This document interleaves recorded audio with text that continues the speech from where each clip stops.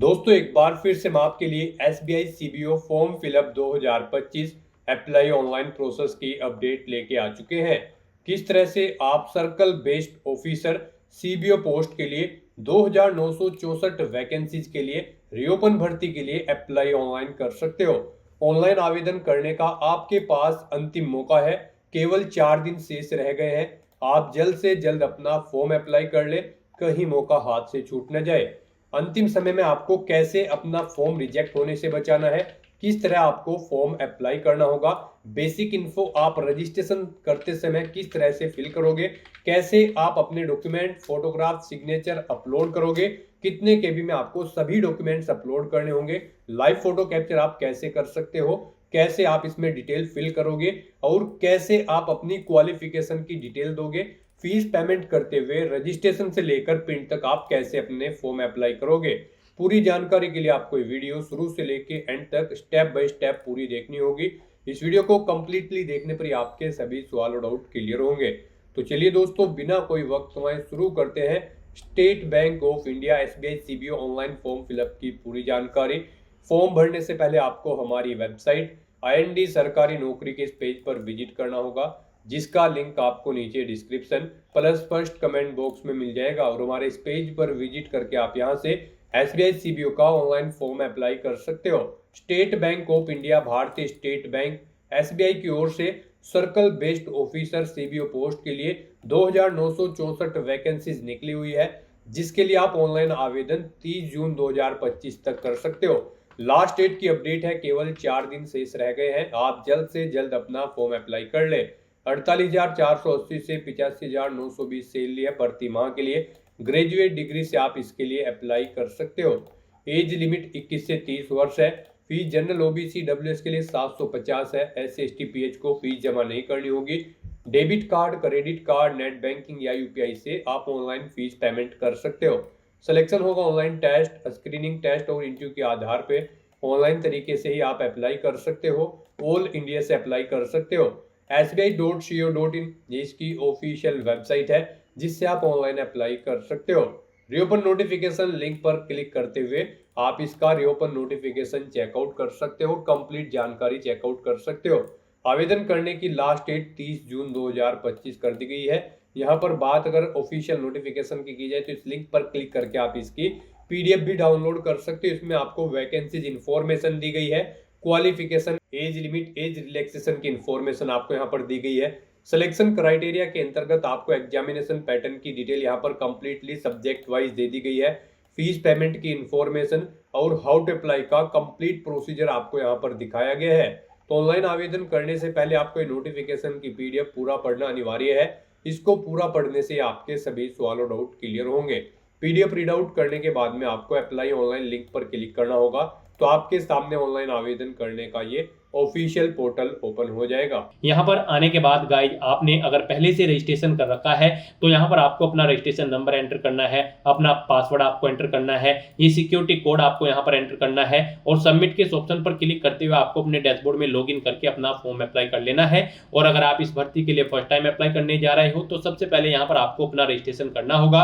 उसके लिए आपको click here for new registration की स्टेप पर क्लिक करना है। उसके बाद आपके सामने यहाँ पर रजिस्ट्रेशन का फॉर्म ओपन हो जाएगा। यहाँ पर आपको अपनी बेसिक इन्फॉर्मेशन प्रोवाइड करते हुए अपना रजिस्ट्रेशन करना है। सबसे पहले यहाँ पर आपको अपना फर्स्ट नेम एंटर करना है, उसे एक बार फिर से एंटर करके कंफर्म कर लेना है। मिडिल नेम, लास्ट नेम है तो उन्हें भी एंटर करके आप यहाँ पर कंफर्म कर ले, नहीं है तो आप इन कॉलम्स को खाली छोड़ सकते हैं। उसके बाद यहाँ पर आपको अपना मोबाइल नंबर एंटर करना है, उसे एक बार फिर से एंटर करके कंफर्म कर लेना है। कोई अल्टरनेट मोबाइल नंबर है तो वो यहाँ पर आप एंटर कर दें, नहीं है तो इस कॉलम को खाली छोड़ दें। उसके बाद यहाँ पर आपको अपनी ईमेल आईडी के शुरू के कैरेक्टर एंटर करने हैं और फिर यहाँ पर आपको सेकंड कॉलम में से डोमेन नेम सेलेक्ट कर लेना है, जैसे कि @gmail, हॉटमेल, जिस पर भी आपकी ईमेल आईडी है वो डोमेन यहाँ पर आपको सिलेक्ट कर लेना है। फिर आपको वही email ID, complete email ID आपको यहाँ पर टाइप करनी है। ये सिक्योरिटी कोड आपको इस बॉक्स में एंटर करना है और उसके बाद गाइज आपको सेव एंड नेक्स्ट के ऑप्शन पर क्लिक कर देना है। नेक्स्ट आपको एक रजिस्ट्रेशन नंबर और पासवर्ड प्रोवाइड किया गया है। वही रजिस्ट्रेशन नंबर और पासवर्ड आपके रजिस्टर्ड मोबाइल नंबर और ईमेल आईडी पर भी सबमिट कर दिया गया है। आपको उसे केयरफुली नोट डाउन करके रख लेना है फ्यूचर यूज के लिए। और यहाँ पर अब आपको अपना फोटो अपलोड करना है रिसेंट पासपोर्ट साइज फोटो, और उसके बाद आपको अपना फोटो यहाँ पर लाइव कैप्चर करना है और फिर आपको अपने सिग्नेचर यहाँ पर अपलोड करने हैं। इनके लिए आपको गाइडलाइन दी गई है। आपको यहाँ पर guideline for scanning the photograph and signature का लिंक दिया गया है। आपको इस लिंक पर क्लिक करना है और इन डॉक्यूमेंट्स को अपलोड करने से पहले आपको गाइडलाइन रीड कर लेनी है। अगर आप दी गई गाइडलाइन के अकॉर्डिंग अपने डॉक्यूमेंट अपलोड नहीं करेंगे तो आपका एप्लीकेशन फॉर्म यहाँ पर रिजेक्ट हो सकता है। यही वो कॉमन मिस्टेक है जिसे करने से आपका एप्लीकेशन फॉर्म रिजेक्ट हो सकता है। यहाँ पर आपका जो फोटो होगा वो 4.5 सेंटीमीटर इंटू 3.5 सेंटीमीटर होना चाहिए, लेटेस्ट पासपोर्ट साइज फोटो, और उसका साइज 20 KB से 50 KB के बीच में होना चाहिए। सिग्नेचर यहाँ पर आपके 10 KB से 20 KB के बीच में होने चाहिए। डायमेंशन उनकी 140 इंटू 60 पिक्सल होनी चाहिए। तो यहाँ पर आपको दी गई गाइडलाइन के अकॉर्डिंग अपने डॉक्यूमेंट अपलोड करने हैं। यहाँ पर आने के बाद आपको चूज फाइल बटन पर क्लिक करना है, अपना फोटो सेलेक्ट करना है और उसे यहाँ पर अपलोड कर देना है।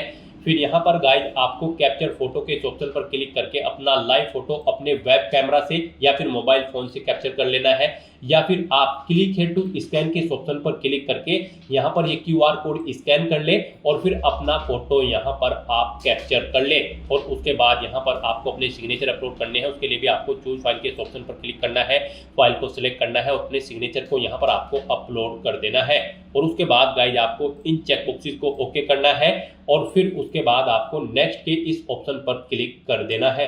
नेक्स्ट आपके सामने कुछ इस तरह से इंटरफेस ओपन होगा। अब यहाँ पर आपको अपनी बेसिक डिटेल देनी है, क्वालिफिकेशन, एक्सपीरियंस और लैंग्वेजेस की डिटेल देनी है। तो यहाँ पर सबसे पहले आपको अपना सर्कल सेलेक्ट करना है जिस सर्कल के लिए आप अप्लाई करना चाह रहे हैं। उसके बाद यहाँ पर आपसे पूछा गया है कि क्या आप जिस सर्कल के लिए अप्लाई कर रहे हैं उसकी लोकल लैंग्वेज जानते हैं।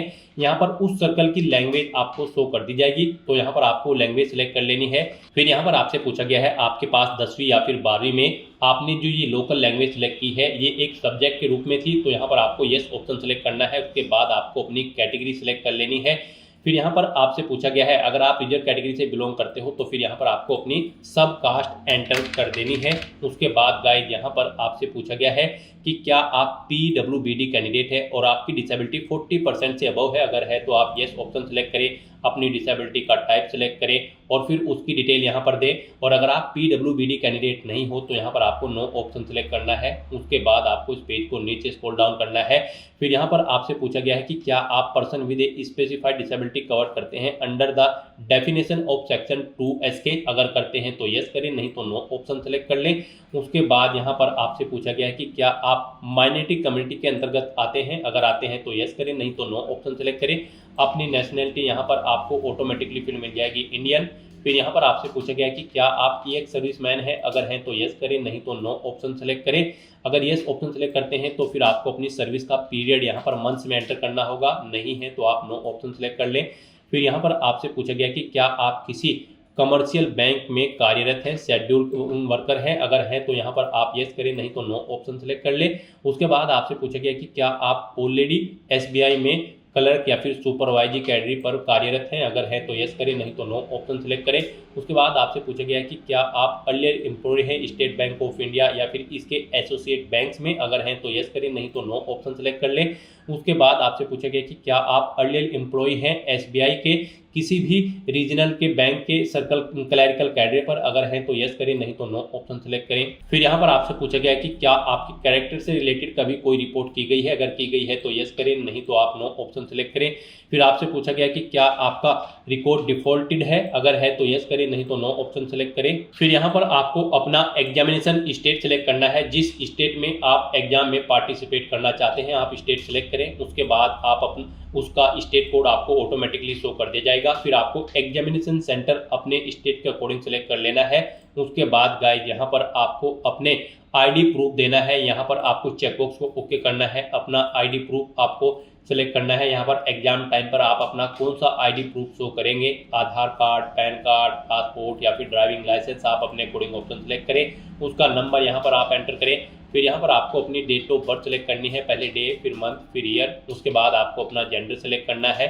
उसके बाद आपसे पूछा गया कि क्या आपके जुड़वा भाई बहन हैं। अगर है तो यस करें, उनका जेंडर सेलेक्ट करें, उनका नाम दें, नहीं है तो नो ऑप्शन सेलेक्ट करें। अपना मैरिटल स्टेटस आपको देना है, आप मैरिड हो या फिर अनमैरिड। अपने फादर का फर्स्ट नेम यहाँ पर आपको एंटर करना है, मिडिल नेम, लास्ट नेम। अगर नहीं है तो इन्हें कॉलम को खाली छोड़ दें। मदर का फर्स्ट नेम एंटर करें, उनका मिडिल नेम लास्ट नेम है तो वो एंटर करें, नहीं है तो इन कॉलम को खाली छोड़ दें। अगर आप मैरिड हो तो आपको अपने हस्बैंड या फिर वाइफ का नाम यहाँ पर एंटर करना होगा। उसके बाद यहाँ पर आपको अपना कोरोस्पोंडेंस एड्रेस एंटर करना है, फिर आपको अपना परमानेंट एड्रेस देना है।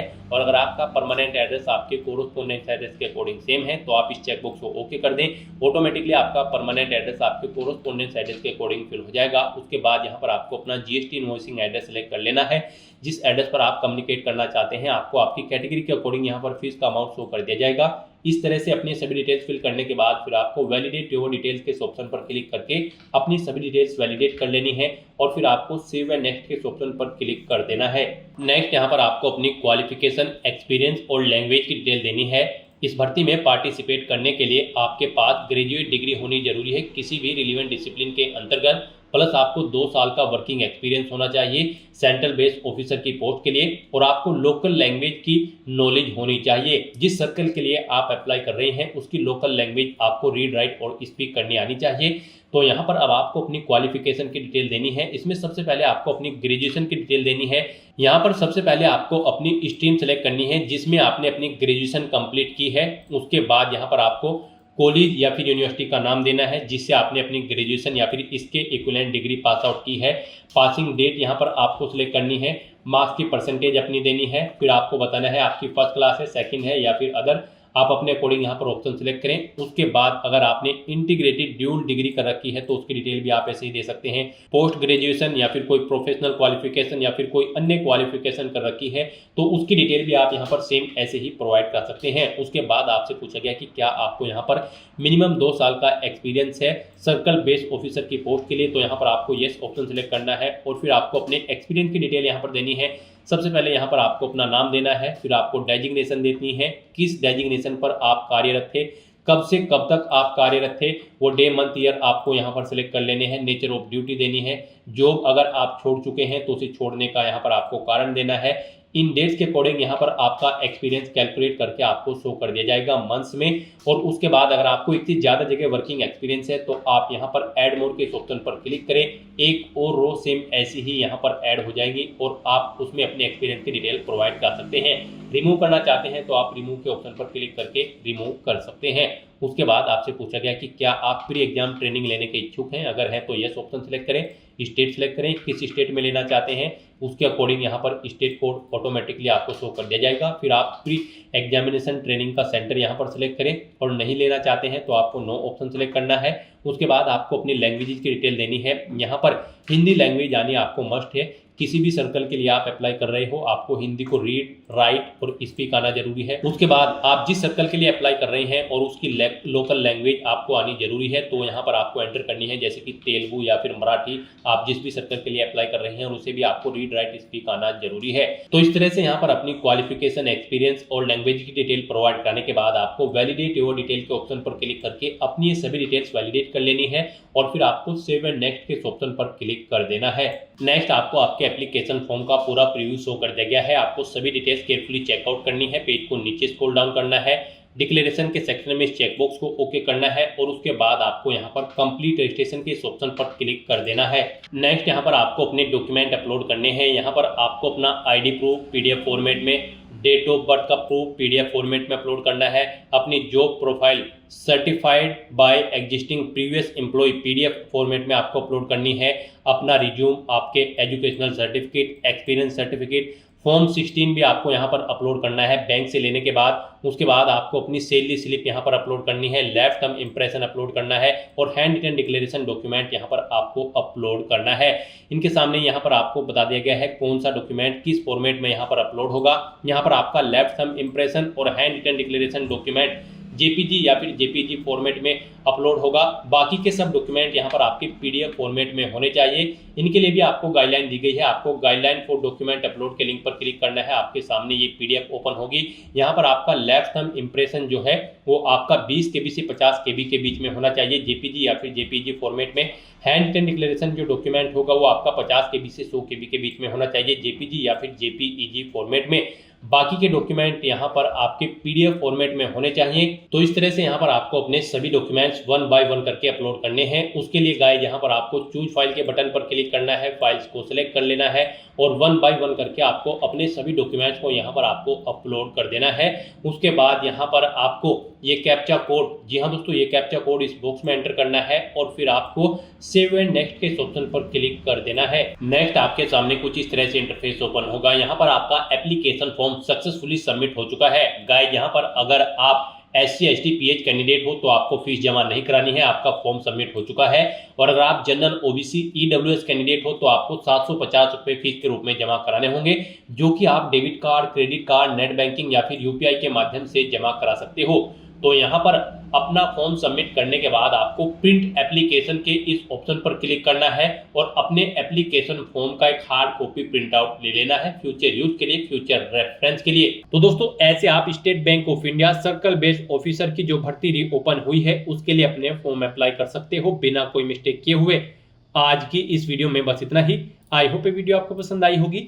अगर पसंद आई हो तो इसे लाइक और शेयर करें, चैनल पर नए हो तो इसे सब्सक्राइब कर लें। Thanks for watching.